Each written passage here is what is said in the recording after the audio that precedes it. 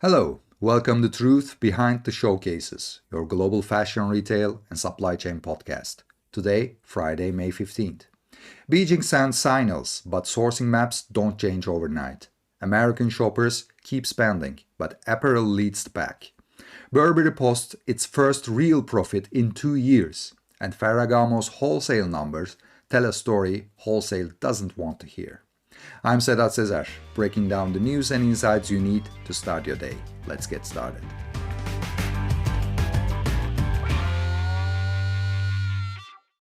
Let's start with the biggest macro story of the week, because what happened in Beijing over the last 2 days will be the reference point for every sourcing conversation you have in June. Trump and Xi met and they talk. They agreed on a few things. Hormuz stays open. China buys 200 Boeing aircrafts, and Nvidia gets partial clearance to sell H200 chips to Chinese tech companies. And Xi's headline quote was almost poetic: partners, not rivals. The market liked it. Energy prices softened slightly on the Hormuz agreement. And if you've been watching NAFTA, the upstream feedstock for polyester, nylon, and acrylic, you know it jumped 11% in a single week heading into this summit. Some of that risk premium is now unwinding. For anyone buying synthetic fiber right now, that's worth watching. But here's where I want to separate the political optics from the operational reality. The tariff question, the one that actually determines where your next purchase order lands, didn't get resolved. It didn't even come up in one day. The US has been running on a 10% Section 122 import surcharge on Chinese goods since the court knocked down in February. And as of May 14, even that surcharge is frozen under a court stay.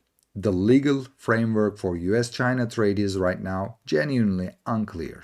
The cost of a purchase order placed today may be different from the cost when it clears customs. That's the operating environment. Which connects directly to why Texpro data shows what it shows. Vietnam solidly in front. Cambodia and Indonesia gaining ground. Bangladesh now outpacing China in apparel volumes. These aren't headline decisions made at summits. They are the accumulated results of thousands of individual sourcing calls, made when the cost picture was unpredictable. And one warm meeting in Beijing doesn't reserve that map. If you ask me, the structural shift in apparel sourcing geography is no longer reversible by diplomacy alone. It would take sustained, predictable, long-term tariff clarity to pull volume back toward China at scale. That's not what anyone got this week. Which connects directly to something that often gets lost in the geopolitics coverage. The US consumer is still buying clothes. Apparel retail data just came in, and apparel and accessories led every major category, up 9.75% year-on-year, 0.59% month-on-month. The broader retail number was solid too, 7 consecutive months of growth. And the tax refund season added a buffer, particularly for low-income households. Now I want to be precise about what this tells us. Part of the growth is real volume, part of it is price. US apparel prices up 4.2% year-on-year, which means some of that looks like demand, is actually inflation passing through to the shelf. Consumer confidence is at historically low levels. The PNC internal data suggests the refund season buffer is already eroding, especially at the lower end. So the picture is strong numbers today, fragile foundation underneath. For sourcing teams, that means the current demand signal supports near-term orders. But building forward positions based on this run rate carries risk. The consumer isn't exhausted yet, but they are not in a generous mood either.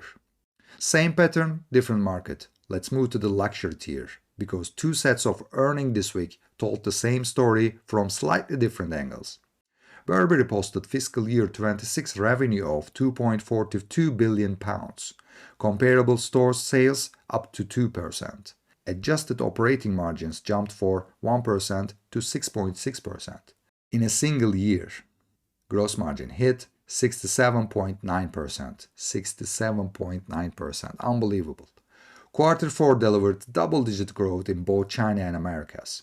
This is a genuine turnaround. CEO Joshua Schulman came in with a clear brief: cut costs, project the brand, stabilize the channel. He's done it. £80 million in operating cost savings in 1 year, with another £100 million targeted for the next year.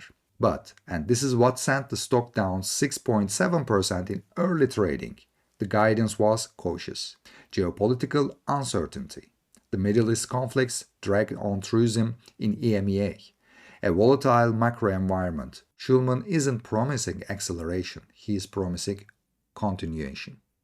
Here's what I'm actually watching. The EMEA region slipped 2% in Q4. Tourism-dependent luxury retail in Europe is feeling the weight of the Iran conflict. That's the same pressure Ferragamo reported this quarter.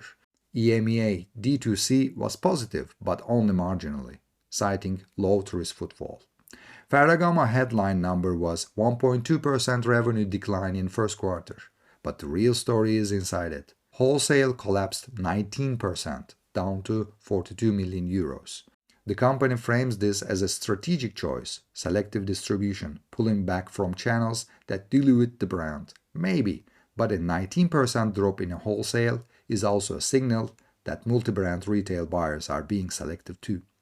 Where Ferragamo held its ground was D2C, up 5.5% in constant currency, with a double-digit growth in North and Latin America. This is the pattern that's been building across the luxury sector for 2 years now. The brands that are winning are the ones that own the relationship with the end customer. Wholesale is becoming a liability, unless it's created at a very high level. For everyone supplying into the luxury tier, leather goods, specialty fabrics, premium accessories, this tells you something important. Your customer's margin pressure is real, and the channel they're protecting is the one they control directly. Your terms conversation is going to be harder in the second half. The main question I want to leave you today is, the Beijing summit brought some calm in the market. Energy prices softened, sentiment improved, everyone exhaled a little. But sourcing maps were redrawn over years, not weeks. Is your supply chain positioned for a world where that calms last, or one where it doesn't? That's all for today's analysis. To make sure you never miss the insights behind the numbers, hit subscribe wherever you get your podcast. I'm Sedat Sezer. Thanks for tuning in. I'll see you next week, and until then, stay ahead of the curve.